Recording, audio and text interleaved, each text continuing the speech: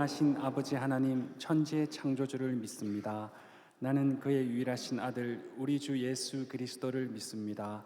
그는 성령으로 잉태되어 동정녀 마리아에게서 나시고 본디오 빌라도에게 고난을 받아 십자가에 못 박혀 죽으시고 장사된 지 사흘 만에 죽은 자 가운데서 다시 살아나셨으며 하늘에 오르시어 전능하신 아버지 하나님 우편에 앉아 계시다가 거기로부터 살아있는 자와 죽은 자를 심판하러 오십니다. 나는 성령을 믿으며 거룩한 공교회와 성도의 교제와 죄를 용서받는 것과 몸의 부활과 영생을 믿습니다. 아멘.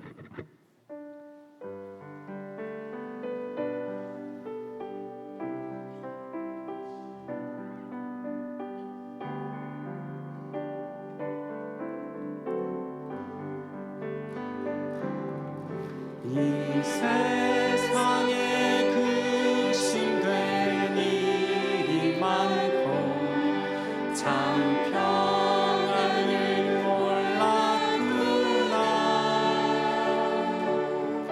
내 주 예수 날 오라 부르시니 곧 평안이 쉬리로다.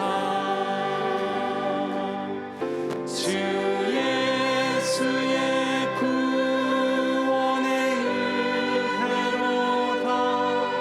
참 기쁘고 즐겁구나.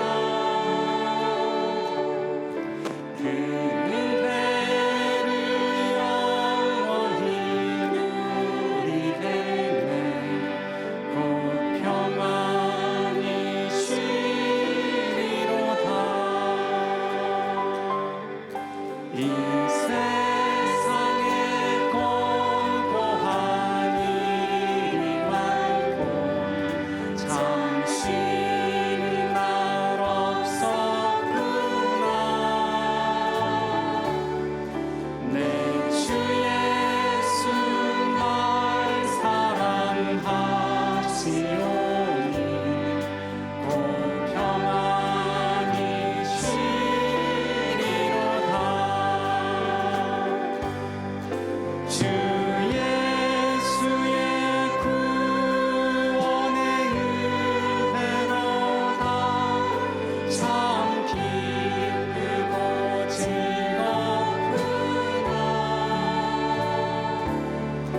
그 은혜를 영원히 누리겠네. 곧 평안히 쉬리로다.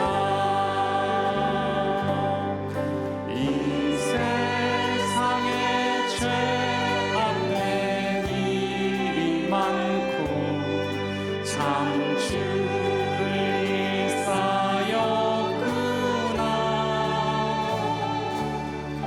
내 주 예수 날 건져 주시오니 곧 평안히 쉬리로다. 주 예수의 구원의 은혜로다. 참 기쁘고 즐겁구나. 그 은혜를 영원히 누리겠네. 곧 평안히 쉬리로다. 주 예수의 구원의 은혜로다. 주 예수의 구원의 은혜로다. 참 기쁘고 즐겁구나. 그 은혜를 영원히 누리겠네. 곧 평안히 쉬리로다. 할렐루야. 주님만이 우리의 소망이십니다. 슬픈 마음 있는 사람 예수 이름 믿으며 영원토록 변함없는 기쁜 마음 슬픈 마음 있는 사람 슬픈 마음 있는 사람 예수 이름 믿으며 영원토록 변함없는 기쁜 마음 얻으리 예수의 이름은 세상의 소망이요 예수의 이름은 천국의 기쁨일세 거룩하신 주의 이름 너의 방패 삼아라 환난 시험 당할 때에 주께 기도드려라 예수의 이름은 세상의 소망이요 예수의 이름은 천국의 기쁨일세 존귀하신 주의 이름 우리 기쁨 되도다 주의 품에 안길 때에 기뻐 찬송 부르리 예수의 이름은 세상의 소망이요 예수의 이름은 천국의 기쁨일세 우리 갈 길 다간 후에 보좌 앞에 나아가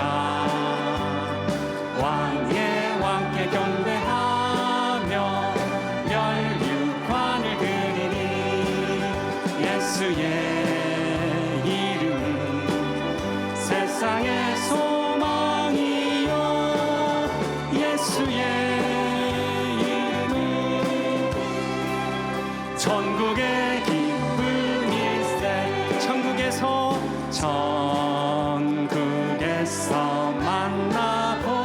만나보자 그날 아침 거기서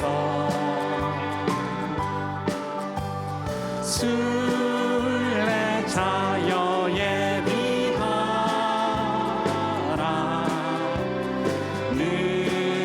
늦어지지 않도록 만나보자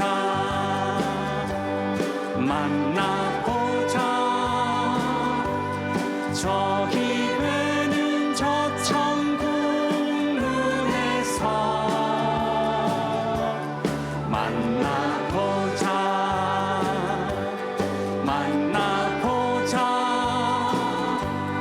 그날 아침 그 문에서 만나자 너의 등불 밝혀 있나 기다린다 신랑이 천국 문에 이를 때에 그가 반겨 맞으리 만나보자 그 아침에 저기 되는 저 천국 문에서 만나보자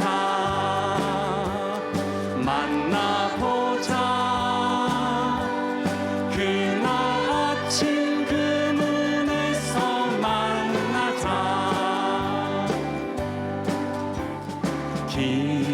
기다리던 성도들과 그 문에서 만날 때 참 즐거운 우리 모임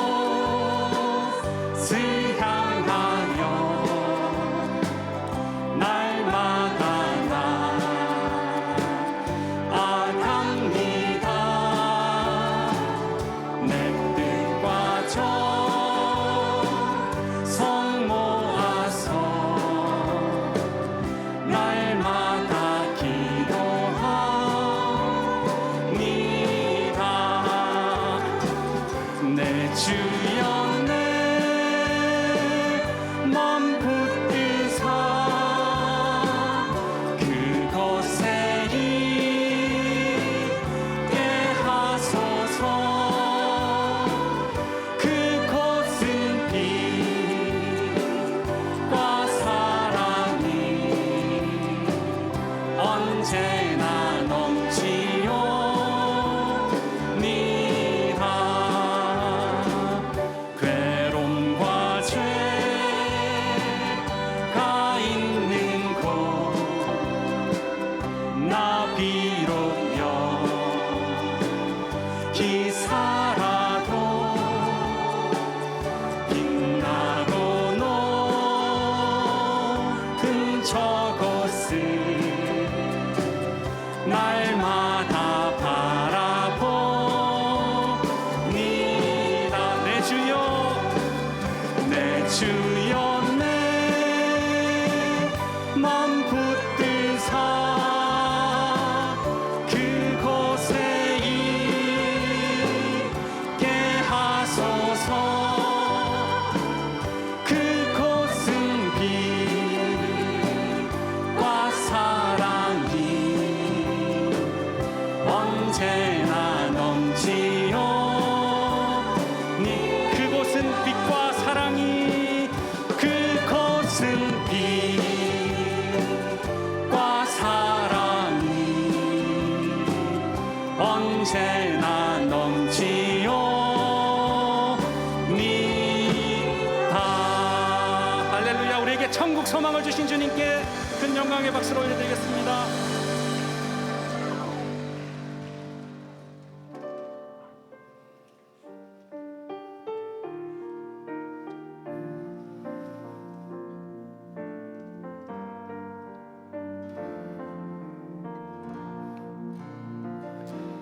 하늘 가는 밝은 길이 내 앞에 있으니 슬픈 일을 많이 보고 늘 고생하여도 하늘 영광 밝음을 얻은 그늘에 치는 예수 공로 의지하여 항상 빛을 보도다. 내가 염려하는 일이 세상에 많은 주 속에 근심 밖에 걱정 늘 시험하여도 예수 보배로운 피 모든 것을 이기니 예수 공로 의지하여 항상 이 길이로다. 아멘. 내가 천성 바라보고 가까이 왔으니 아버지의 영광 집에 나 쉬고 싶도다. 나는 부족하여도 영접하실 터이니 영광 나라 대신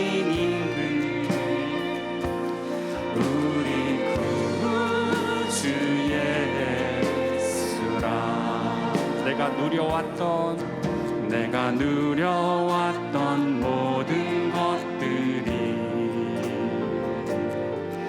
내가 지나왔던 모든 시간이 내가 걸어왔던 모든 순간이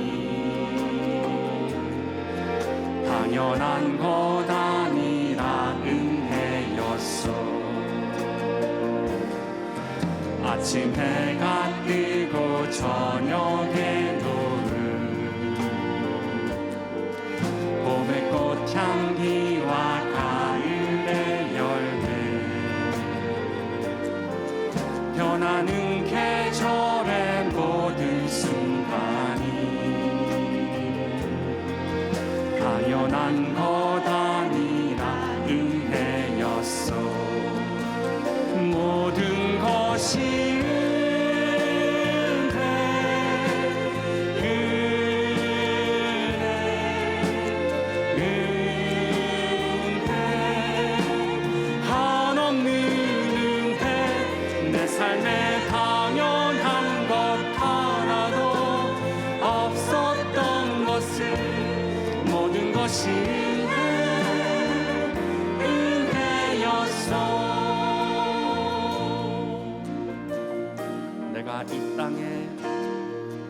내가 이 땅에 태어나 사는 것 어린아이 시절과 지금까지 숨을 쉬며 살며 꿈을 꾸는 삶 당연한 것 아니라 은혜였어. 내가 하나님의 자녀로 살며 오늘 찬양하고 예배하는 삶 복음을 전할 수 있는 축복이 당연한 것 아니라 은혜였어.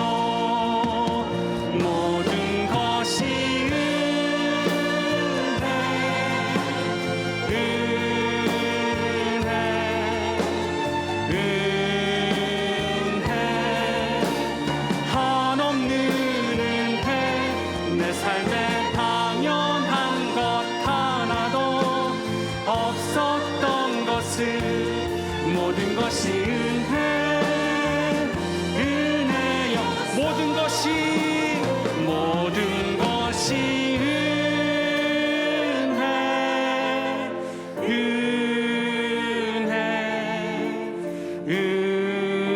은혜 한없는 은혜 내 삶에 당연한 것 하나도 없었던 것을 모든 것이 은혜여 모든 것이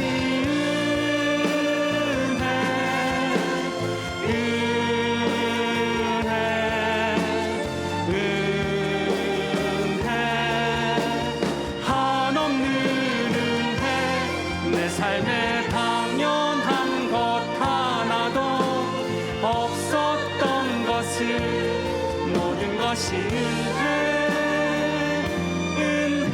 은혜였어.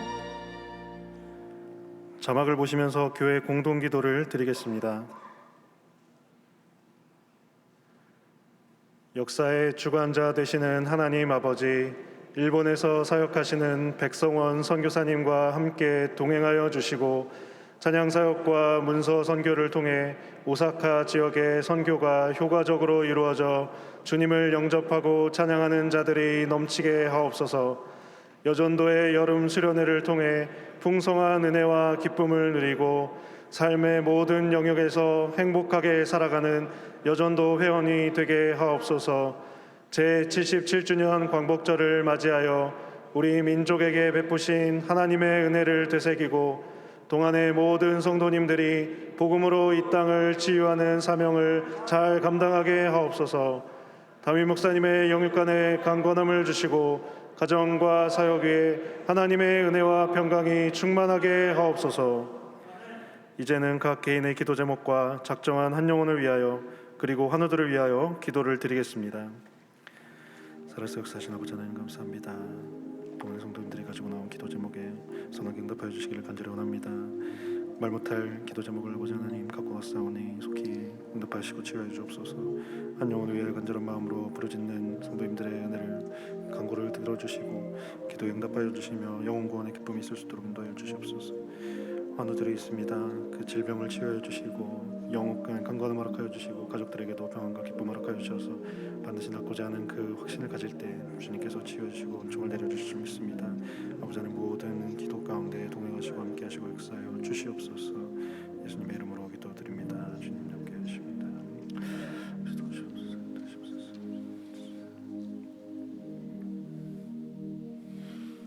전능하신 하나님의 은혜로 거룩한 성전을 오를 수 있는 믿음과 건강 주셔서 감사드립니다. 왕복절 70주년을 맞아 하늘의 소중함을, 나라의 소중함을 다시금 깨닫게 하시고 성령 강림절 후 10번째 주일 예배로 하나님께 올려드리게 하심을 저에게 하는 은혜요 축복입니다. 이 모든 영광은 하나님의 것임을 고백드립니다. 이 시간 정성을 모아 올려드리는 성도들이 찬양과 경배를 받으시고 예배 시종이 말씀의 능력으로 충만하기를 간절히 기도드립니다. 매일매일을 하나님의 은혜로 살면서 아버지께 받은 복에 감사도 잊어버리고 저의 의지대로 살았습니다. 말씀에 순종하지도 못했습니다. 저희가 지은 죄와 허물을 십자가 앞에 모두 내어놓고 회개하오니 예수님의 보혈의 공로로 용서하여 주시옵소서. 고마우신 아버지 하나님, 코로나 확산되고 있는 상황임에도 성령의 도우심을 입어 교회 각 부서의 여름 사역들을 은혜롭게 마치게 하심을 감사드립니다. 사역을 통하여 받은 은혜로 신앙의 본질을 회복하고 믿음이 더욱 성숙해지는 귀한 열매가 있게 하시고 참여자와 헌신하신 분과 저희의 모든 삶을 터전을 질병에서 지켜주시고 하나님의 백성으로 살기에 부족함이 없도록 축복하여 주시기를 간절히 기도드립니다. 대한민국을 사랑하시는 하나님 아버지, 우리는 나라를 잃을 슬픔과 전쟁으로 인한 어두운 과거가 있음에도 백성을 위하여 세워진 대통령과 여야를 불문하고 모든 위정자들은 각자의 부족함은 반성하지 않고 백성들을 기만하고 헐만 공의요 협치요 자신들의 유익을 색하나 백성들을 섬기는 것에 나라 살림에 소홀히 하고 있습니다. 오늘 학교는 모든 위정자들의 마음을 하나님께서 주장하시어 바른 분별력으로 백성을 섬기고 나라를 위해 최선을 다하는 모든 위정자들이 되기를 간절히 원하옵나이다. 강대국들은 무력으로 약소국을 지배하려는 이 어려운 시국에 나라의 안위를 걱정하며 올려드리는 성도들이 간절한 기도를 들으시고 이 나라를 지켜 주시옵소서. 후로는 아픈 과거는 사라지고 행복한 대한민국이 되기를 간절히 원하고 기도드립니다. 자비로우신 하나님 아버지, 저희들은 연약하여 늦은 장마에도 여지없이 무너졌습니다. 연약한 백성, 슬픔은 당할 이민들을 도우시고 삶의 터전들을 회복시켜 주시옵소서. 또한 세계 곳곳에서 전염병과 굶주 이름으로 죽어가는 백성들과 전쟁으로 폐해가 된 우크라이나 백성들을 구하여 주옵시고 하루속히 전쟁이 멈춰지고 세계 평화가 회복되기를 간절히 원하옵나이다. 감사하신 하나님 아버지, 이곳에 동안길을 세우시고 오늘에 이르도록 지켜주시고 함께하신 하나님께 감사드립니다. 때에 따라 좋은 목자를 보내셔 섬기게 하시고 지역과 나라에 쓰임받고 열방으로 복음을 전하는 귀한 사명을 감당해 하신 것은 하나님의 은혜입니다. 예수님이 다시 오실 그날까지 이웃을 잘 섬기고 세계로 복음을 전하는 사역을 멈추지 않고 잘 준행하는 동안교회와 성도들이 되기를 간절히 기도드립니다. 또한 간절히 원하옵기는 다시금 확산되는 코로나가 종식되게 하시고 이로 인하여 예배가 위축되지 않게 하옵소서. 성도들의 기도가 하늘 보좌를 움직이는 기도가 되어 병중인 환우들이 일어나고 삶의 터전과 예수님의 구원 사역과 믿음이 회복되게 하시고 주께 간구하는 제만 받아 응답받는 기도가 되기를 간절히 기도드립니다. 담임 목사님 영육을 강건하게 하시고 이 시간 귀한 말씀을 선포하실 때 성도들은 천상의 말씀으로 받아 삶의 현장에서 복음을 전하고 나눔을 실천하게 하옵소서. 아버지께 올리드리기 위하여 열심히 준비한 임마누엘 찬양대 찬양으로 영광 받으시고 대원들과 각 부서에서 섬기는 손길들을 아버지께서 칭찬하여 주시옵소서. 예배의 시종이 은혜 가운데 드려지기를 원하고 모든 간구는 우리 주 예수 그리스도의 이름으로 감사하며 간절히 기도 올렵나이다. 아멘.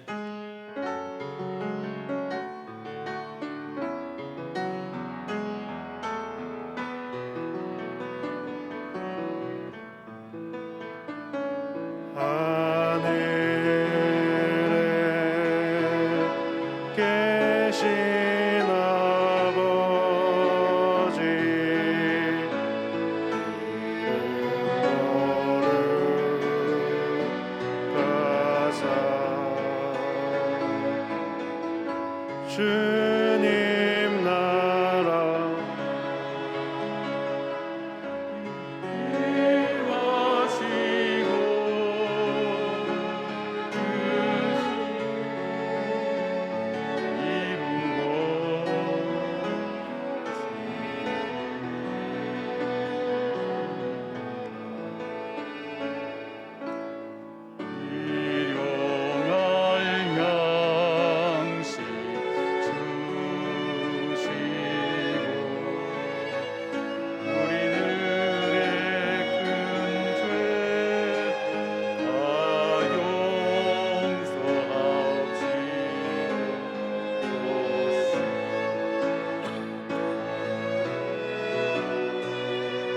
임하시고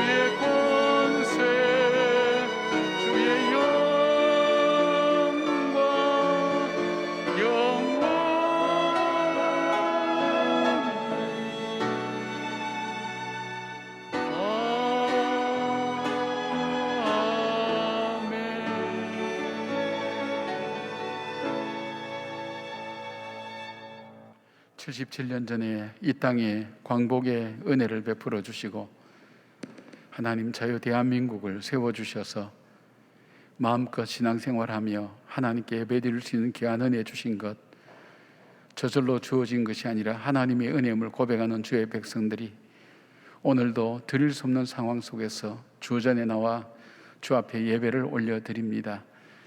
주님을 향한 간절한 하나님 안타까움과 바람을 하나님 가슴에 품고 우리의 기도와 간구에 응답하실 그 주님을 바라보며 하나님 믿음으로 나온 사랑하는 성도들의 이 발걸음 위에 하나님께서 두 손으로 축복하여 주시고 저들의 발걸음이 앞으로 어디를 가든지 복된 발걸음이 되게 하시고 하나님이 기뻐하시는 발걸음이 될 수 있도록 복과 은혜를 베풀어 주시옵소서. 또한 영상으로 예배를 드리는 저들 속에 하나님 함께하여 주셔서 주의 전에 하나님 나와 하나님 앞에 드릴 수 있도록 여건과 환경들도 허락하여 주시오며 주 앞에 올려드리는 예배 위에 하늘에서 내리시는 평강과 은혜로 더하여 주시기를 간절히 빌고 원합니다. 수혜로 하나님 여러 가지 어려움으로 고통 중에 있는 이 땅의 백성들을 불쌍히 여겨 주시옵고 하나님 걱정과 고통과 염려가 없는 하나님 주님의 나라를 사모하며 믿음 안에서 걸어가되 이 땅 위에 아버지 나라가 이루어지도록 애쓰고 힘쓰고 노력하는 주의 성도들 위해 주님이 다스리시는 의와 평강과 화평의 나라가 이루어질 수 있도록 하나님 붙들어 주시옵소서. 귀한 물질 구별하여 아버지 앞에 올려드립니다.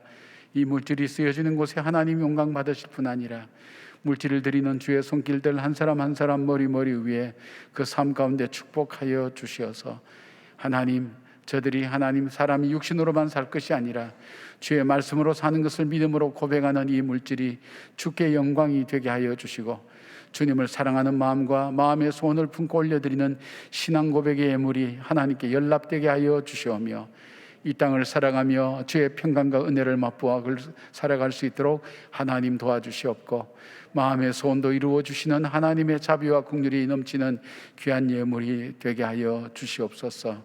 하나님, 오랫동안 하나님 질병으로 시달리고 고통당하는 주의 자녀들이 있습니다. 갑작스러운 하나님 질병으로 하나님 놀라고 하나님 안타까워하며 치료 중에 있는 주의 자녀들도 있습니다.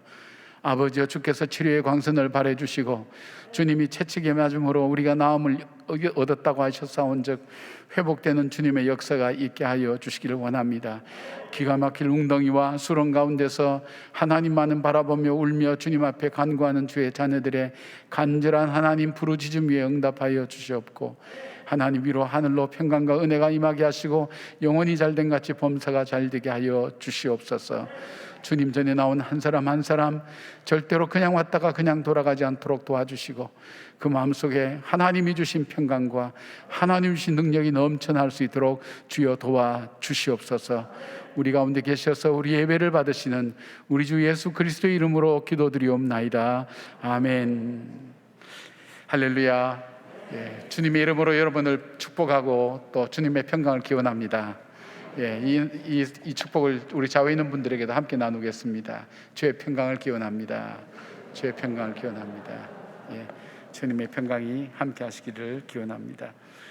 오늘은 광복 77주년 기념입니다. 다큐멘터리 이제 텔레비전에서 보니까 나라 없는 서름이 얼마나 크고 고통스러웠는가 하는 것을 실제적으로 보게 됩니다. 얼마나 우리에게 나라를 주시고 또 자유 대한민국을 주님 허락해 주셔서 우리가 복되게 예배를 드릴 수 있는가 하는 걸 생각할 때 참 하나님 앞에 새삼스럽게 감사를 했습니다. 하나님께 주신 그 은혜를 감사하며 이 나라가 정말 열방을 축복되게 하는, 복되게 하는 그런 나라 되도록 기도하시고 또 그렇게 살아갈 수 있도록 우리가 함께 주님 앞에 나갈 수 있었으면 좋겠습니다. 예배 마지막에 우리가 예국가 1절 부르면서 나라를 생각하고 기도하는 마음을 함께 나눌 수 있도록 하겠습니다. 우리 여름 사역이 거의 다 이제 끝나갑니다. 정말 이 여름 동안에 우리 아동부터 시작해서 우리 청년부에 이르기까지 이제 우리 국제사역부하고 또 우리 여전도의 수련회가 이번 주 목금에 있습니다. 우리 여전도 회원들 많이 나오셔서 은혜를 받으시고, 또 이번 여전도회는 또 상담 전문가이신 우리 신순영 목사님 오셔서 함께 말씀을 나누게 됩니다. 가정적으로도 또 여러 가지 면에서 우리에게 삶의 귀한 유익된 그런 시간이 되리라고 믿습니다. 함께 나오셔서 또 귀한 은혜 받으시기를 부탁을 드립니다. 또 민호기 목사님 원하고 바라고 기도합니다. 그 곡을 지은 민호기 목사님 모셔서 찬양 집회도 하니까 여러분 함께 오시면 고맙겠습니다. 9월 4일부터 우리 교회 기초훈련부 기본이 되는 훈련들을 시작합니다. 여러분께서 참여하셔야 됩니다. 그냥 가만히 누군가가 나를 이끌어주겠지 그렇게 생각하지 마시고 여러분이 마음을 다해서 함께 참여하시고 신앙생활에 도움되는 귀한 훈련들을 잘 받으시길 바랍니다. 그리고 결혼 예배학교가 우리 9월 달에 있게 됩니다. 결혼을 앞두고 있는 여러분의 자녀들이나 또 결혼을 앞둔 여러분들이나 또 결혼을 하고 얼마 되지 않는 신혼부부들도 괜찮습니다. 함께 참여할 수 있으니까, 그렇게 많은 사람을 모집하지 않으니까 마감되기 전에 여러분께서 함께 하시길 바랍니다. 우리 계속해서 영상을 보면서 교회 소식 함께 나누겠습니다. 주 나의 모습 보네, 상한 나의 맘 보시네. 주 나의 눈물 안에 홀로 울던 맘 아시네. 주 나의 모습 보네, 상한 나의 맘 보시네. 주 나의 눈물 안에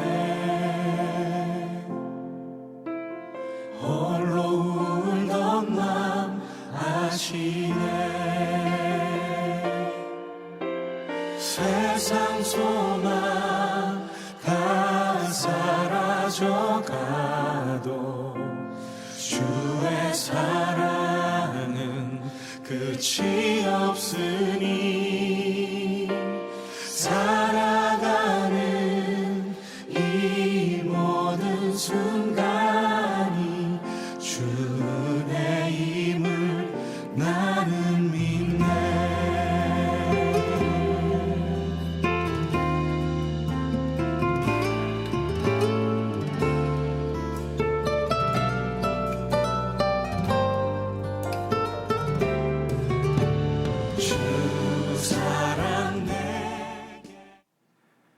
오늘 우리에게 주시는 하나님의 말씀은 출애굽기 19장 1절에서 12절 말씀입니다. 다 함께 일어나셔서 하나님의 말씀을 경청하겠습니다. 이스라엘 자손이 애굽 땅을 떠난 지 3개월이 되던 날 그들이 시내 광야에 이르니라.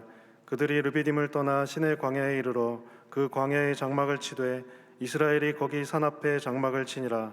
모세가 하나님 앞에 올라가니 여호와께서 산에서 그를 불러 말씀하시되 너는 이같이 야곱의 집에 말하고 이스라엘 자손들에게 말하라.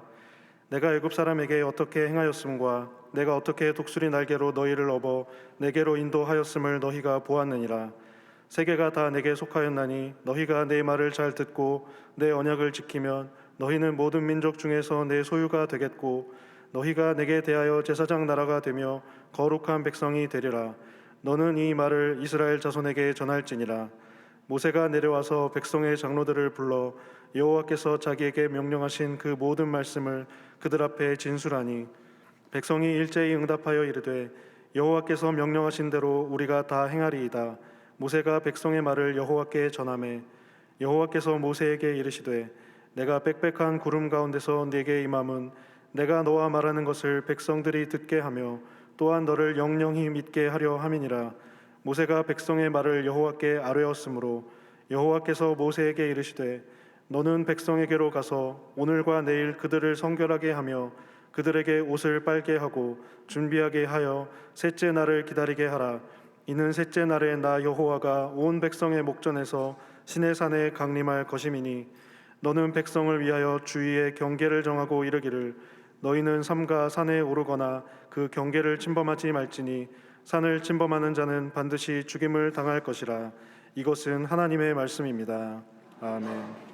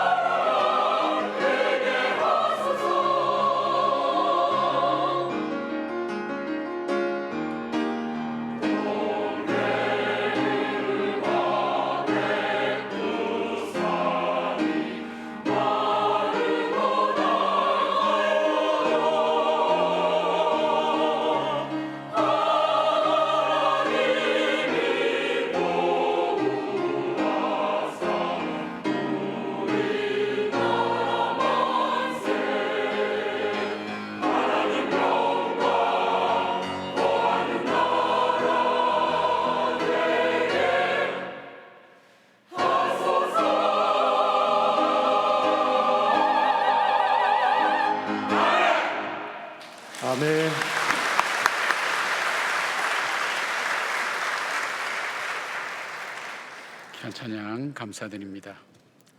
호주 부근 남태평양의 섬나라 나우루 공화국에 대해서 들어보셨는지 모르겠습니다. 오랜 세월 동안 쌓인 새똥이 굳어져서 땅이 되고 그렇게 해서 거기에 사람이 살기 시작한 그런 곳입니다. 면적은 서울 용산구와 비슷하고 인구는 1만 명 정도 된다고 합니다. 이 나우루 공화국은 새똥에서 나오는 인산염과 산호청이 굳어져서 생성된 인광석을 팔아서 풍요를 누린 그런 나라였습니다.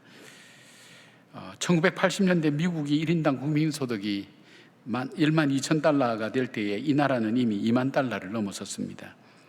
국민들은 전혀 세금도 안 내고 주택비나 학비, 병원비도 나라에서 모두 공짜로 주었습니다. 자가용 비행기를 타고 해외 나가서 쇼핑하고 람보르기니나 포르쉐 같은 고급 승용차를 굴리고 다녔으며 국민들은 일할 필요를 전혀 느끼지 못하고 모든 일들은 외국인 노동자들에게 다 맡겼습니다. 집안일도 그다음에 광산을 채굴하는 일들도 거의 모든 노동력을 외국인들에게 의존했습니다. 여기야말로 인간이 꿈꾸는 지상천국이었습니다. 그런데 나우루의 인광석이 1990년 정도부터 슬슬 바닥을 드러내기 시작했고 채굴량도 급감하게 되었습니다.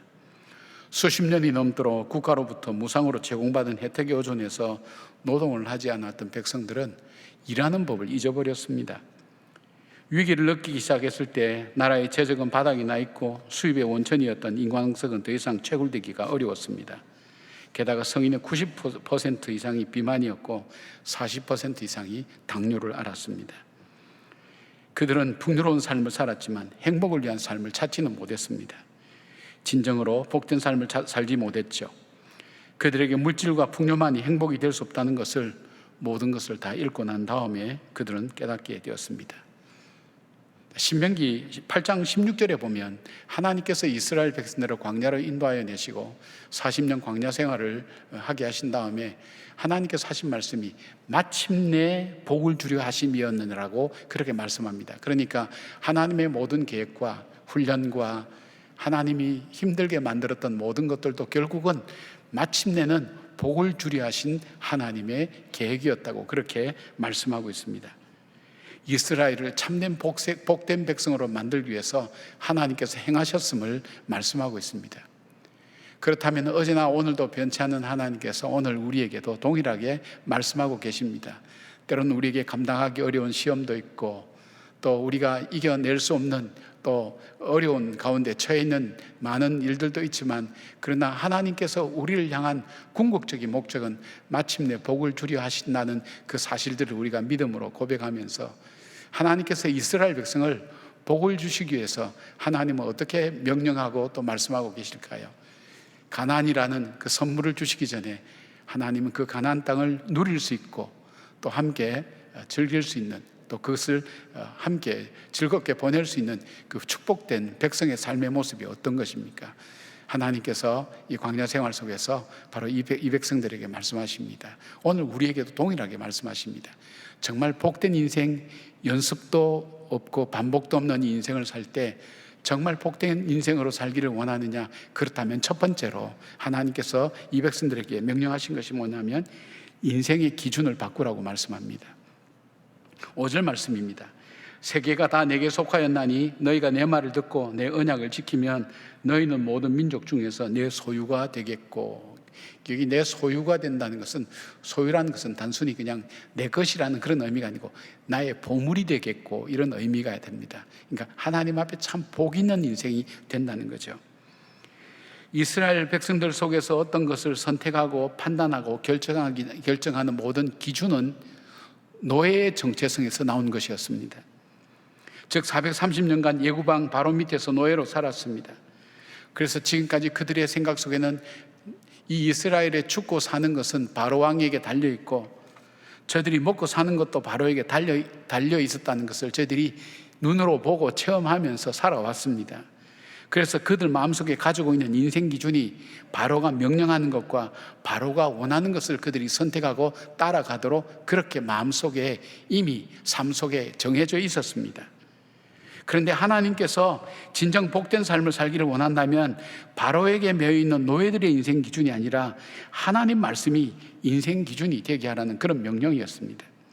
왜냐하면 바로는 이스라엘을 노예로 만들 뿐입니다. 노예 이상의 미래가 없게 만들었습니다. 노예로 살 때 가장 행복하고 모든 것이 보장되는 삶을 살 수 있다고 그렇게 믿게 만들었습니다. 이렇게 산다면 영원히 노예로밖에 살 수 없게 됩니다. 노예들의 삶의 특징이 뭡니까? 대체적으로 노예들의 삶의 특징은 물질 중심적입니다. 현실 중심적입니다. 나타난 현상 중심적입니다. 그리고 자기 중심적입니다. 이스라엘 백성이 하나님과 대적했던 모든 것을 분석해 보면 이들 속에 바로 이 노예의 정체성 가지고 하나님을 대적하고 달라들었던 것입니다. 이런 기준을, 인생 기준을 가지고 있으면 이 노예는 진정한 자기 자신을 볼 수가 없어요. 본질을 못 보니까. 하나님을 보지도 못합니다. 하나님이 행하신 일도 보지 못합니다. 자기들의 미래도 생각하지 못합니다. 영적인 의미도 그들은 깨달을 수가 없습니다. 노예의 정체성 가지고는 이것을 볼 수가 없습니다. 이 인생의 기준을 가지고 그들이 선택하고 그들이 바라보고 그들이 결정하는 이 모든 것에는 미래라는 것이 없어요. 영적인 것 그리고 또 하나님의 역사심이라는 것을 볼 수가 없습니다. 이 땅에 바로 물질에 의해서만 살아가고 그것으로 결정하고 선택하고 살아갈 수 있도록 되어 있는 것이 바로 노예의 정체성을 가진 사람들입니다. 바로 이스라엘 백성들의 이 정체성을 하나님 바꾸라고 말씀합니다. 이스라엘 백성이 광야에서 불평과 원망밖에 할 수 없었던 근거가 바로 이 노예의 정체성에서 나온 겁니다. 그들은 먹는 것, 마시는 것이었고 마음대로 되지 않는 것이 불평과 원망의 그 근원이 되었습니다. 자기 눈에 보이는 것이 전부였기 때문에 하나님을 알지도 못했고 하나님의 행하심도 깨닫지 못했습니다. 기적으로 살아가면서 그것이 기적인 줄 몰랐고 은혜 가운데 살아갈 때도 은혜인 줄 모르고 그냥 그렇게 사라지니까 걸어가는 모양이라고 생각할 수밖에 없는 것은 노예의 정체성을 가지고 있어서는 볼 수 없다는 것입니다. 가데스 바네아에서 여호수아와 갈렙을 제한 10명의 정탐꾼들이 보고한 것이 바로 노예의 인생 기준에서 나온 것이었습니다. 반면에 여호수아와 갈렙은 하나님의 말씀 즉 언약의 기준을 둔 선택과 결정이었습니다. 현실을 바라보는 관점이 달랐습니다. 해석도 달랐습니다. 그들은 하나님의 계획을 볼 수 있었습니다. 영적인 의미를 깨달을 수 있었기 때문에 눈앞에 나타나는 가나안의 그 현상 속에 굴복하지 않았습니다. 그 너머에 하나님의 계획을 볼 수 있었고 하나님의 능력을 볼 수 있었고 하나님의 은혜를 볼 수 있었습니다. 그래서 담대하게 외치는 겁니다. 저들은 우리의 밥이라고 얘기합니다. 이 노예의 정체성을 가진 사람이 우리가 보기에도 우리는 저들의 메뚜기와 같다고 생각하는 바로 그런 현실들을 바라보고 얘기할 때 이 두 사람은 그렇게 보지 않았습니다. 저들이 우리의 밥이라고. 우리보다 더 강하신 하나님의 능력이 있고 하나님의 언약이 우리 가운데 있다고. 이 차이가 굉장히 중요하고 근본적인 차이가 됩니다. 현대인들이 가장 좋아하는 것이 금이라고 하는데 여러분들 금 좋아하시죠? 그 중에서 가장 좋아하는 금이 3가지 있는데 그 금이 뭐냐면 지금, 현금, 송금이라는 것입니다. 아마 여러분도 다 좋아하실 겁니다. 하나님은 이스라엘 백성을 잘 아셨습니다. 그래서 출애굽한 이후에 3개월 만에 이 시내산에 도착했을 때 하나님께서 4절에 이렇게 말씀합니다. 내가 애굽 사람에게 어떻게 행하였음과 내가 어떻게 독수리 날개로 너희를 넘어 내게로 인도하였는가 너희가 보았느니라. 지난 3개월의 과거를 보라고 말씀하십니다. 자신들이 인생 기준으로 삼았던 그 바로는 멸망했고 죽었습니다. 이스라엘은 걸어올 수 없는 광야길을 여기까지 걸어왔습니다. 먹을 것도 없는 상황 속에서 마실 물도 없는 상황 속에서 이길 수 없는 아말렉 군대를 이기면서 승리하면서 오늘 여기까지 올 수 있게 된 것입니다. 그것이 무엇 때문에 되었는가? 하나님의 말씀대로 되어졌다는 것입니다. 하나님의 말씀에 따라 약속에 따라 이루어진 것이라는 것입니다. 그래서 이스라엘 백성에게 노예로 남아있는 그 인생의 기준을 바꾸어서 이 세상만 바라보고 물질만 바라보고 현실만 바라보고 현상만 바라보는 그것을 넘어서서 그 이면 속에 본질을 볼 줄 알고 미래를 볼 줄 알고 하나님의 계획을 볼 줄 알고 하나님의 인도하심을 볼 줄 아는 그 인생의 기준으로 바꾸라는 것입니다. 하나님 말씀으로 바꾸라는 것입니다. 그때에 길이 열리고 눈이 열려서 하나님의 행하심과 오늘 내가 살아가는 삶이 하나님의 은혜로 살아가는 것, 나에게 선택하는 이 선택이 하나님 기뻐하시는 일을 선택하는 길을 그때서야 그들이 할 수 있다는 것입니다. 왜냐하면 세상은 하나님께 속했기 때문입니다. 그리고 하나님은 이스라엘 복 주시기를 원하시기 때문입니다. 그리고 하나님 뜻대로 세상은 반드시 이루어지기 때문에 인생 기준을 바꾸라는 것입니다. 인생을 살면서 이러한 것을 깨달았던 시편 기자는 시편 119편 105절에 이렇게 말씀합니다. 주의 말씀은 내 발의 등이요 내 길의 빛이니이다. 여러분 잘 아시는 말씀입니다. 오늘 내가 디뎌야 될 땅이 있고 디디지 말아야 될 땅이 있습니다. 잘못 디디면 여러분 벼랑 아래로 떨어집니다. 우리 인생 살면서 내가 디디지 말아야 될 땅을 디디면서 넘어지고 실패한 사람 얼마나 많이 보았습니까? 아마 시편 기자도 아마 그랬던 모양입니다.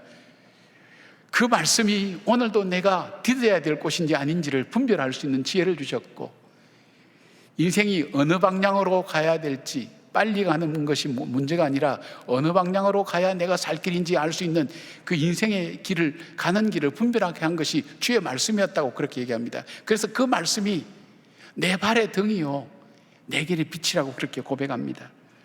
바울은 목회하는 디모데에게 이렇게 부탁을 합니다. 디모데후서 3장 15절부터 17절까지 이렇게 얘기합니다. 주의 말씀에는 구원에 이르는 지혜가 있다. 말씀 속에 지혜가 있다는 것입니다. 그 속에는 인간이 살아야 될, 하나님 백성이 살아야 될 교훈이 있고, 잘못된 것이 무엇인지를 가르쳐주는 깨달음이 거기에 있고, 어떻게 살아야 바르게 사는 것인가 하는 것이 그 말씀 속에 있고, 그리고 그 말씀 속에는 우리로 하여금 선한 일을 하게 하는 능력이 이 말씀을 통해서 이루어진다는 것을 바로 디모데에게 말씀하고 있습니다. 여러분은 어떤 인생 기준을 가지고 삽니까? 나는 어떤 인생 기준을 가지고 사는지 나는 잘 모르겠다 생각한다면 우리가 발견할 수 있는 것이 있습니다. 내가 무슨 일을 가장 기뻐하고, 무슨 일에 가장 슬퍼하고, 무슨 일에 가장 분노하고, 무슨 일에 가장 기뻐하는가를 찾아보시면 내 속에 내 인생의 기준이 무엇인가 하는 것을 발견하게 됩니다. 사랑하는 여러분, 지금까지 살아왔던 우리의 삶을, 여러분이 선택하고 결정했던 우리의 삶을 돌아보십시오. 여러분이 결정하고 생각하고 계획했던 대로 다 되었나요? 아니면 이것도 저것도 아닌가요? 우리가 믿음의 눈으로 바랄 때 이것을 보고 은혜로 살아왔다고 그렇게 고백합니다. 우리가 태어나서 죽는 것, 그리고 사는 것도, 우리가 아침에 해가 뜨면 눈을 뜨고 하루를 살아가는 이 모든 것도 저절로 이루어지는 것이 아니라 하나님의 은혜였다는 것, 잠시 잠깐 지나간 인생 속에서 변치 않는 하나님의 언약의 약속을 붙들고 천국의 소망을 갖게 된 것도 하나님의 은혜였다는 것을 알게 됩니다. 그 고백이 나오게 된다는 것입니다. 그렇게 하지 않을 때에 물질대로, 현실대로, 현상대로, 내가 원하는 대로 그렇게 선택하게 됩니다. 그러나 그렇게 살아갈 수는 없습니다. 그렇게 살지 못했다면 오늘 저와 여러분 속에 다시 한번 내 인생의 기준을 돌아봐야 됩니다. 나는 어떤 기준을 가지고 있는가? 이 스티브 콥이라고 그렇게 제가 기억나는데 굉장히 중요한 일을 하죠. 절벽 아래 외나무 다리를 걸쳐놓고 거기에 사람 보고 돈을 얼마를 줄 테니까, 예를 들면 뭐 100불이면 100불 줄 테니까 건너라고 그러면 그 외나무 다리 때문에 그 사람이 못 건너온답니다. 그런데 그 사람의 아이를 안고 건너라 그러면 그 엄마는 걸어온다는 것입니다. 그 선택이 거기에 달려있는 겁니다. 내가 이것을 얼만큼 귀중하고 소중히 여기냐에 따라 달라진다는 것입니다. 사랑하는 여러분, 오늘 저와 여러분의 인생의 기준이 무엇인가 하는 것을 다시 한번 돌아보시면서 주님께서 말씀합니다. 살아온 지난 날들 돌아보라고. 그것이 하나님의 말씀대로 되어졌는지, 너 뜻대로 되어졌는지, 너의 생각과 너의 가치관과 기준과 선택대로 되어졌는지, 아니면 하나님의 은혜로 이루어졌는지, 받을 수 없는 나에게, 자격 없는 나에게 주신 하나님의 은혜였는지 살펴보고 인생을 바꾸라는 것입니다. 인생의 기준을 바꾸라는 것입니다. 인생의 기준을 바꾸는 여러분 되시길 바랍니다. 두 번째로 주님께서 이스라엘 백성에게 복 있는 백성으로 살기 위해서 또 그들이 해야 될 두 번째 명령은 뭐냐면 하나님과의 관계에 우선순위를 두라고 그렇게 말씀하고 있습니다. 5절에서 6절 말씀입니다.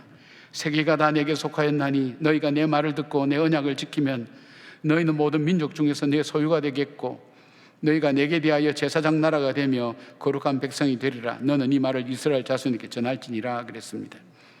하나님께서는 이스라엘 백성에게 너희들이 정말 복된 백성으로 살기를 원하고 복을 누리기를 원한다면 너희들의 삶 속에 가장 선택하는 우선순위 속에 하나님과의 관계를 가장 소중히 여기라고 그렇게 말씀합니다. 하나님과의 관계에 최우선순위를 둘 때에 우리 인생 속에 나오는 것이 있습니다. 감사가 터져 나옵니다. 그리고 순종이 되어집니다. 말씀에 불행한 인생은 어떤 인생입니까? 그 입술 속에 감사가 사라집니다. 자기 고집과 자기 의로 가득 찬 인생을 말합니다. 그래서 하나님 말씀에 불순종하는 삶을 삽니다. 왜 하나님께서 이스라엘 백성에게 하나님과의 관계에 우선순위를 두고 이것을 중요하게 다루고 있는가 하면, 인간이 복을 잃어버리고 저주를 받게 된 것은 바로 하나님과의 관계가 깨어질 때부터 시작되었기 때문입니다. 하나님과의 관계가 깨어질 때 하나님과의 관계만 깨어진 것이 아니었습니다. 인간은 인간과 인간끼리의 관계도 깨어졌습니다. 인간과 자연과의 관계도 깨어졌습니다. 그리고 자기와 자기 자신과의 관계도 깨어졌습니다. 사랑해야 될 자기를 미워합니다. 증오합니다. 저주한 사람 얼마나 많은지 모릅니다.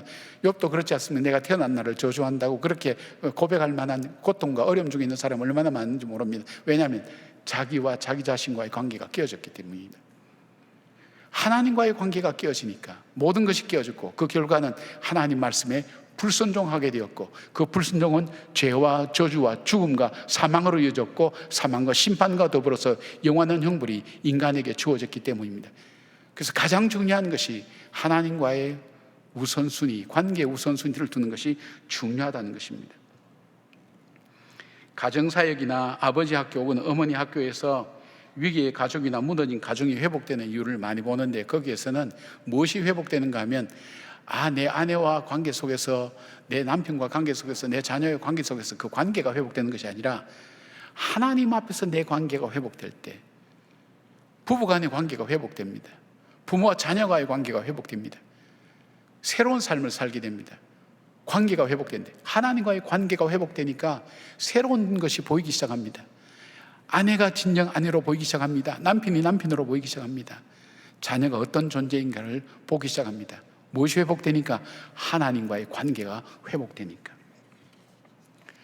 모세를 통해 하나님 말씀 들은 이스라엘 백성은 8절에 이렇게 대답합니다. 백성이 일제히 응답하여 이르되 여호와께서 명령하신 대로 우리가 다 행하리이다. 모세가 백성의 말을 여호와께 아뢰었으므로 그랬습니다. 백성의 응답을 들은 하나님은 하나님과의 우선순위의 삶을 위한 명령을 내립니다. 이들의 불순종은 죽음과 바로 연결되도록 말씀하셨습니다. 먼저 하나님께서 정하신 경계 이상으로 올라오지 못하게 만듭니다. 여인을 가까이 하지 못하도록 합니다. 자신의 옷을 빨아서 스스로 깨끗하게 하면서 3일을 기다리라고 합니다. 이것을 어기면 13절 보니까 사람이든 짐승이든 손을 대지 말고 돌로 쳐 죽이거나 화살로 쏘아 죽이라고 명령하는 것입니다. 굉장히 무서운 저주입니다. 하나님께서 우리가 우선순위를 하나님께 두는 것을 아주 중요하게 여기시는 것을 또 하나 볼 수 있는 것은 십계명입니다. 여러분, 영원히 지킬 십계명의 핵심도 크게 둘로 나누어 보면 하나님과의 관계와 사람들과의 관계의 명령으로 주신 것입니다. 그리고 하나님께서는 우리와의 관계를 잃어버리지 않도록 위해서, 하나님과의 관계를 떠나서 자기 마음대로 살겠다는 우리 인생을 위해서 하나님은 그 아들 예수 그리스도 독생자를 우리에게 보내주셔서 예수 그리스도의 십자가의 보혈로 우리와 그 언약을 계속해서 이어가시고 지키시는 하나님인 것을 우리는 보게 됩니다. 바울은 이것을 이렇게 고백합니다. 로마서 8장 38절부터 39절까지.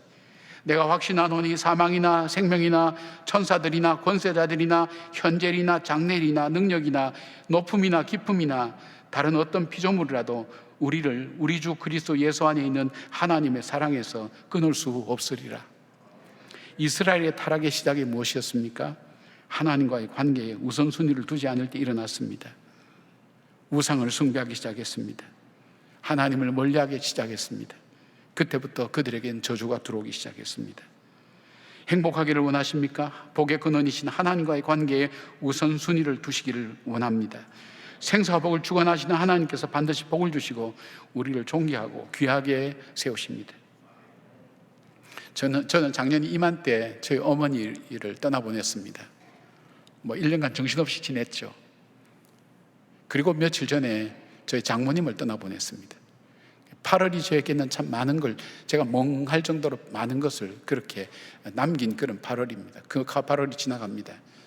저는 어머니 임종을 못 지켰습니다. 가서 보니까 어머니 이미 돌아가 계셨고, 장모님도 하나님 은혜로 그냥 병실에 들어가서 임종 예배를 드릴 수 있게 됐습니다. 그냥 일반적으로 드린 임종 예배를 드렸죠. 그리고 와서 이제 우리 목사님들한테 물어왔습니다. 목사님들은 신방하면서 임종 예배 드릴 기회가 많으니까, 목사님들 임종 예배 드릴 때에 어떤 기도를 하느냐, 어떤 말씀을 주로 나누느냐 할 때 아무도 별로 대답하지 않아요. 다 당연하게 생각하니까 그렇게 대답을 안 하셨다고 생각했지만, 제가 장모님 임종 예배를 드리고 나오면서 제 속에 굉장히 마음속에 갈등이 생긴 거예요. 우리는 우리 입장, 살아있는 사람의 입장에서 임종 예배 때 기도하고 간구하고 말씀을 보지만은, 정말 우리 인생의 마지막, 우리를 끝까지 참소하고 우리를 이 파멸로 몰아넣는 사탄과의 마지막 사투가 벌어지고 있는 바로 그 상황이라면, 마지막 죽음을 앞둔 사람에게 가장 중요한 기도가 뭘까? 저분이 정말 하고 싶은 기도가 뭘까? 보통 이제 우리가 임종 예배를 드리거나 기도를 드릴 때에는 그분은 의식이 없거나 아니면 스스로 표현을 하지 못한 경우이기 때문에 이제 우리가 대신해야 됩니다. 가장 하는 기도가 자손들 복되게 해주고, 그것이 중요한 것이 아니라 저분에게 정말 필요한 기도가 뭘까 할 때, 바로 구원에 대한 겁니다. 구원에 대한 것. 하나님, 사단이 참소할 때에, 생전에 이런 죄를 지었고 저런 죄를 지었고 참소할 때에, 하나님 예수 그리스도의 보혈의 피로 말미암아 이 죄가 씻겨졌음을 주님 말씀하여 주시고 언약해 주셨사오니, 주님 우리를 구원하시겠다는 그 약속을 하나님 포기하지 마시고 우리를 끝까지 붙들어 주십시오. 저 악한 원수에게 우리를 넘기지 마십시오. 하나님 우리를 붙들어 주십시오. 이 기도가 가장 중요한 일일 거예요. 그 다음에 또 하나 중요한 기도가 있다면 관계에 대한 기도예요. 관계에 대한 기도. 우리 하나님과의 관계가 있다면, 두 번째 관계 뭐냐면, 이 땅에 살면서 용서하지 못하고 하나님 이 땅을 떠나지 않게 해달라고. 하나님과의 관계 속에서 용서받지 못한 일들이 있습니까? 하나님은 세상 사람들과 살아가는 과정 속에서 용서받아야 될 일과 용서해야 될 일이 있습니까? 아직도 용서에 대한 부분이 해결되지 않는 부분이 있습니까? 이것은 단순히 제가 생각한 것뿐 아니라 저희 어머님이 살아계실 때 하셨던 말씀이에요. 친한 친구가 있었는데 의학적으로는 벌써 죽었어야 되는 건데 안 돌아가시고 있더라는 거예요. 그래서 와서 마지막으로 했던 기도가 용서에 대한 기도예요. 용서하지 못한 사람이 있는가? 용서를 구해야 됨에도 용서를 구하지 못한 사람이 있는가? 그 기도를 하고 난 다음에 바로 이어서 돌아가셨다는 것입니다. 바로 그 기도였습니다. 예배를 드리고 와서 수요일 저녁 예배 때 기도할 때 장모님 기도를 참 간절히 했습니다. 하나님, 정말 이 구원의 약속해 주신 것, 천사도 끊지 못하는 이 하나님의 언약의 관계, 하나님이 끝까지 붙으셔서 사단이 우리의 잘못과 죄악을 가지고 참수하며 우리 영혼을 파멸로 몰아넣을 때 하나님 저 영혼을 끝까지 붙으셔서 하나님 나라로 인도하여 주십시오. 그리고 하나님, 용서를 받지 못한 일들이 있습니까? 용서해야 될 일이 있습니까? 용서를 구해야 될 일이 있습니까? 그 기도를 참 많이 했어요. 그리고 그 다음날 아침에 갑자기 돌아가시게 된 겁니다. 제 마음속에 그런 확신이 들었습니다. 이거 매일매일 하루하루 정산하는 것이 참 중요하구나. 내가 하루를 살고 잠자리 누울 때 나는 내일 아침에 눈을 뜰 거라고 생각하지만 그러지 못할 일들이 우리 주변에 얼마든지 일어나고, 나도 어떤 모습으로 언제 어떻게 떠날지 아무도 알 수 없습니다. 내가 하나님 앞에 갈 때, 내가 끝까지 붙들어야 될 때, 보통 죽음을 앞둔 사람이 공통적으로 묻는 질문이 있어요. 믿는 사람이든 안 믿는 사람이든 나는 죽으면 어디로 가요? 하는 질문을 보통 하고 있어요. 정말 하나님 예비하신 그 천국에 갈 수 있도록 하나님 그 약속 언약에 약속 붙들고 보혈의 피 의지해서 하나님께서 그 언약을 언약처럼 우리를 천국으로 인도해 주시고, 그리고 우리가 이 땅에 살면서 맺히지 않도록 용서하고 용서를 구할 수 있도록. 근데 매일 저녁 하셔야 돼요. 매일 밤 그렇게 할 수 있어야 돼요. 하루하루 청산하셔야 돼요. 사실 자는 것은 죽는 거에 대한 연습 아닙니까? 죽기 전에 해야 될 일이 있다면 잠자리 누워서, 시간 많이 안 걸립니다. 한 1, 2분이면 됩니다. 하나님, 오늘도 내가 용서를 해야 되는데 용서 못한 사람이 있습니까? 용서를 구해야 되는데 용서 구하지 못한 사람이 있습니까? 하나님, 제가 하나님 앞에 다 용서를 구하지 못한 것이 있습니까? 기도하는 것이 중요하다는 것입니다. 왜요? 바로 이 용서라는 것, 이 관계에 대한 축복이라는 것이 굉장히 중요합니다. 세상 사람들은 얘기합니다. 만남이 중요하다고. 근데 모든 것이 뭐냐면 관계에 대한 문제입니다. 우리의 모든 관계보다도 하나님과의 관계에 우선순위를 두고 사는 삶, 바로 그 삶에서 삶의 질서를 찾고, 그 삶에서 삶의 의미를 찾고, 그 하나님과의 관계에 우선순위를 두며 하나님 앞에 나올 수 있는 그런 삶을 살 때 하나님은 그 백성을 복주시고, 하나님의 인도하시고, 하나님이 공급하시고, 하나님이 보호하시는 삶을 광야 생활을 통해서 하나님 보여주셨던 것입니다. 그런 하나님의 역사심의 놀라운 은혜가 저와 여러분의 삶 가운데도 함께하기를 주님의 이름으로 축복합니다.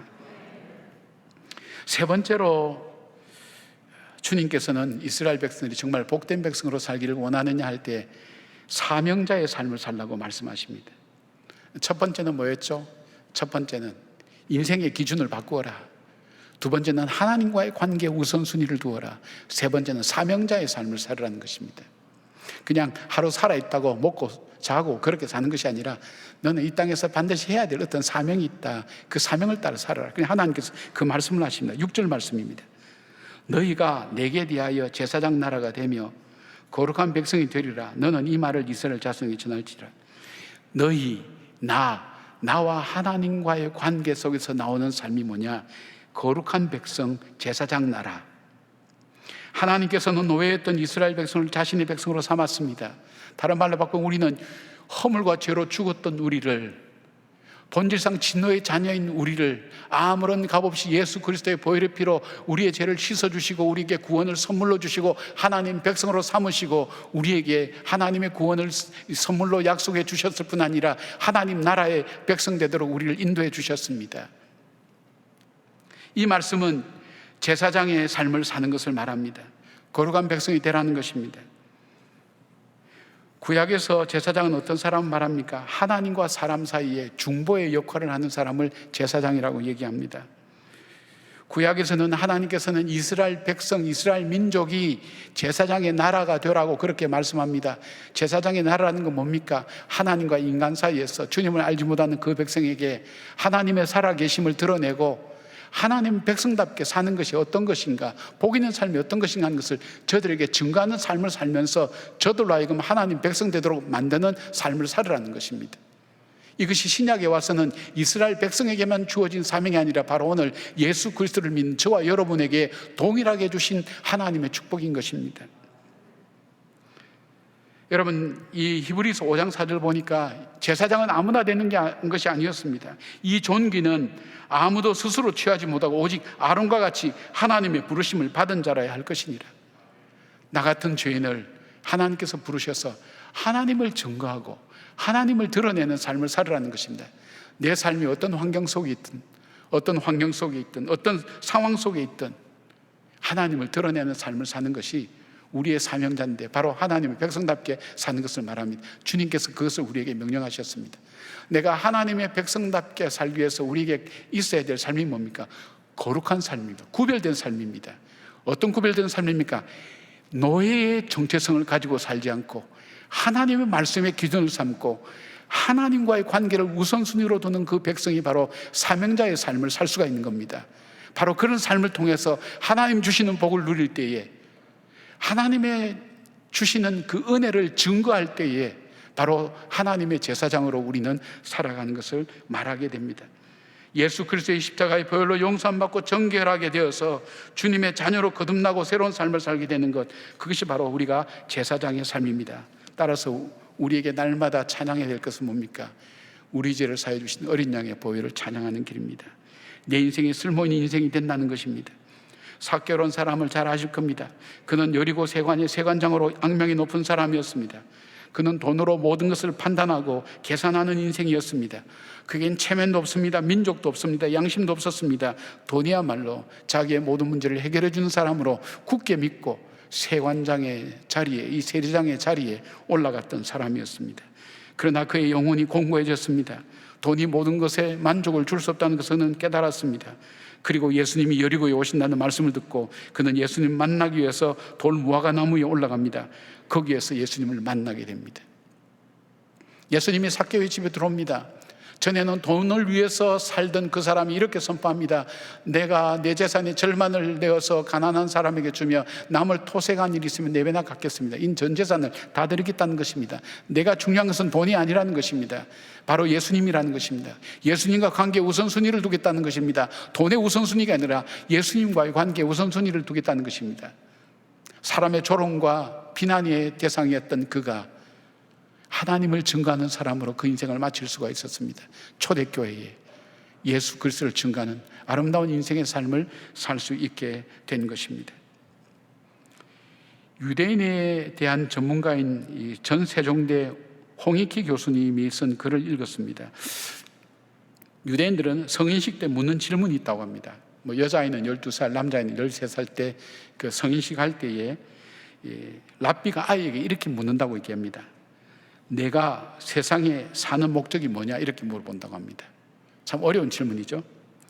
그런데 그때 아이는 이렇게 대답한다고 합니다. 티쿤 올람, 그렇게 얘기한답니다. 티쿤 올람. 이 말은 뭐냐면 유대인은 하나님이 세상을 창조하셨지만 아직 완전히 창조된 게 아니라고 봅니다. 그래서 하나님과 사업의 협력자인 인간이 하나님과 함께 세상을 개선해 나가야 된다고 그렇게 믿는데 이것을 타쿤 올람이라고 그렇게 얘기한다는 것입니다. 이 때문에 유대인은 어려서부터 세상의 발전과 개선에 기여해내는 생각을 그들은 늘 갖고 산다는 것입니다. 세계적인 유대인 사업가들이 어마어마한 거액을 사회에 기부하는 스토리 뒤에는 티쿤 올람이 있다고 그렇게 했습니다. 사명자로 이 땅을 살아갈 때 우리는 함부로 살아갈 수는 없습니다. 거룩한 삶을 살아갑니다. 사명자는 저절로 사라지는 삶이 아닙니다. 사명자는 내 안에 예수 그리스도의 말씀을 내 인생의 기준으로 삼고 하나님과의 관계를 우선순위에 두고 살아가는 그 삶을 살 때 그 삶이 하나님을 증거하는 사람의 삶이 됩니다. 우리가 입술을 열어 그 하나님의 귀하고 높으신 일, 나에게 행하신 일들을 증거할 때 그것이 바로 사명자의 삶이 된다는 것입니다. 우리는 그냥 살아가지 않습니다. 우리의 호흡이 끝난 날까지 우리는 사명자로 살아야 됩니다. 하나님을 증거하는 증인으로 사는 삶을 말하는 것입니다. 우리는 가난의 복을 원할지 모릅니다. 가난의 축복을 원할지 모릅니다. 오늘은 우리가 광복 77주년을 기념하는 주일로 우리가 드리게 됩니다. 우리는 일본으로부터 우리가 해방되는 것이 목적이었다는 사람은 그 다음에 삶이 없습니다. 아마 우리에게 유교가 주어졌던 그 이유 중에 하나는 해방 자체가 목적이었던 우리 민족의 모습이 아니었나 조심스럽게 생각해 봅니다. 그러나 무엇을 위한 해방인가? 이스라엘 백성이 애굽으로부터 해방되는 것이 우리가 해방되는 것이라고 생각하는 사람은 광야에서 다 죽었습니다. 그러나 하나님의 백성으로 하나님의 거룩한 나라를 만들어가는 하나님의 통치가 이루어지는 하나님 나라를 만드는 것이 목적이라고, 이 해방의 목적으로 생각하는 사람은 그들은 가나안까지 들어가서 살아갈 수가 있었습니다. 우리에게 주어진 자유를 마음껏 누리고 사는 것, 그것이 문제가 아니라 할 말 다 하고 할 짓 다 하고 그렇게 사는 것이 문제가 아니라 내게 준 자유를 귀하고 존귀하게 쓸 줄 아는 백성, 그런 그리스도인 될 때에 이 땅 가운데 진정한 하나님의 축복이 임하는, 하나님의 통치가 임하는 나라를 우리는 세워갈 수 있습니다. 여러분의 가정에, 우리들의 마음속에, 이 교회 속에, 나라 속에 하나님께서 통치하시는 하나님 나라가 이루어지도록 마음에 되새기며 하나님의 정말 하나님께서 복을 주시기를 원하시는 그런 백성으로 살아가는 우리 모두가 되기를 주의 이름으로 축원합니다. 아멘. 기도하겠습니다.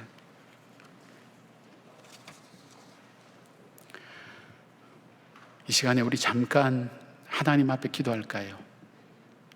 하나님께서 만일 지금 나를 부르신다면 나는 이 약속을 여전히 붙들고 있나요? 자격 없지만 내게 하나님께서 어느 날 주어진 선물, 허물과 죄로 죽었던 나를, 본질상 진노의 자녀인 나를 이유 없이 조건 없이 하나님 자녀 삼으시고 잠시 잠깐 지나간 인생 속에 천국의 참된 소망을 주신 그 약속을 붙들고 있나요? 그 약속을 다시 한번 생각해 보시길 바랍니다. 그리고 내가 용서해야 될 사람을 아직 용서하지 못하고 마음에 묻어두고 있는 사람이 있나요? 용서를 구해야 되는데 아직도 구하지 못한 일들이 있나요? 우리 하나님 앞에 이 시간 잠깐이라도 기도할까요? 단 1분이라도 좋습니다. 주님, 제가 주님의 이 약속을 믿습니다. 예수 그리스도 어린 양의 보혈의 피를 내가 믿습니다. 그 피로 죄 사함 받고 구원의 나라, 복된 나라 할 것을 저는 믿습니다. 하나님, 용서할 것을 용서하게 하여 주시옵소서. 용서를 구할 것을 용서하게 하여 주시옵소서. 우리 1분 동안만 잠깐 여러분 각자 하나님과 하나님 앞에 기도하시길 바랍니다. 잠깐 기도하는 시간 갖겠습니다. 아버지, 우리 가운데 임하게 하시고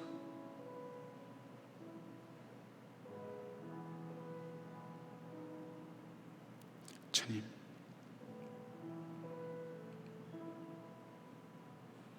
주님,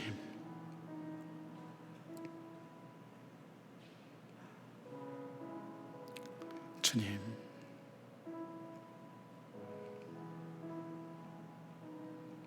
주님,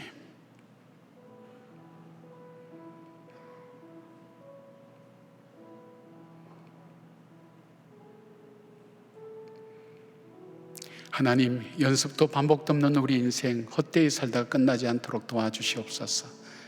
참된 사명자로 살아가게 하시고 하나님의 거룩한 뜻으로 인하여 주님 주시는 하늘의 복을, 신령한 복을, 땅의 기름진 복을 누리는 저희들의 생애와 삶이 되게 하시고 우리를 통해 축복의 통로가 되는 하나님의 거룩한 백성으로 살아가게 하여 주시옵소서. 예수님의 이름으로 기도드리옵나이다. 아멘. 다 함께 일어나셔서 시선 찬양하신 이후에 애국가 1절 함께 부르겠습니다.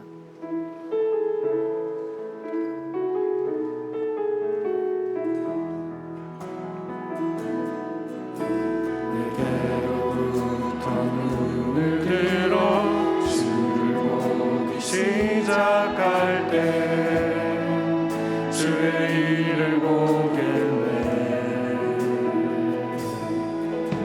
내 작은 마음도 일으키사 하늘에 꿈꾸게 하네. 주님을 볼 때 모든 시선을 주님께 드리고 살아계신 하나님을 느낄 때 내 삶은 주의 역사가 되고 하나님이 일하기 시작하네. 성령이 나를 변화시켜 사라질 때 주의 일을 보겠네. 담대한 땅 한가운데서 주님만 알게 되니 주님을 볼 때 모든 시선을 주님께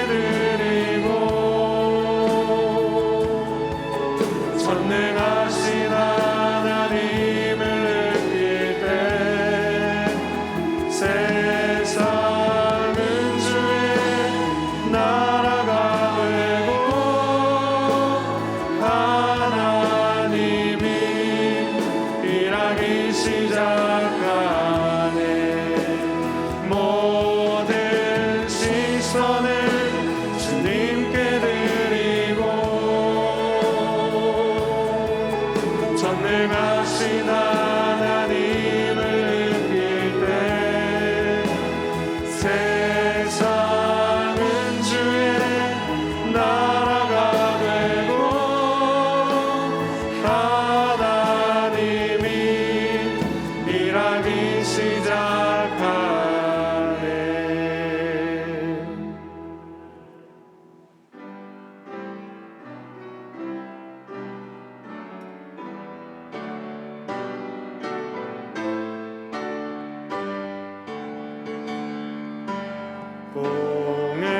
봉해물과 백두산이 마르고 닳도록 하나님이 보호하사 우리나라 만세 무궁화 삼천리 화려강사 대한 사람 대하늘로 길이 오전하세. 8월 이달의 말씀을 함께 선포하시겠습니다. 하나님께 가까이함이 내게 복이라. 내가 주 여호와를 나의 피난처로 삼아 주의 모든 행적을 전파하리이다. 아멘. 이제는 우리 주 예수 그리스도의 은혜와 우리 하나님의 사랑과 성령님의 함께 하심이 내 삶의 인생 기준을 바꾸고 하나님과의 우선순위를 다시 세워나가며 이 땅을 사명자로 살아가기로 다짐하는 주의 백성들 머리 위에 그 앞날 위에 지금부터 영원까지 함께 하시기를 간절히 축원하옵나이다. 아멘.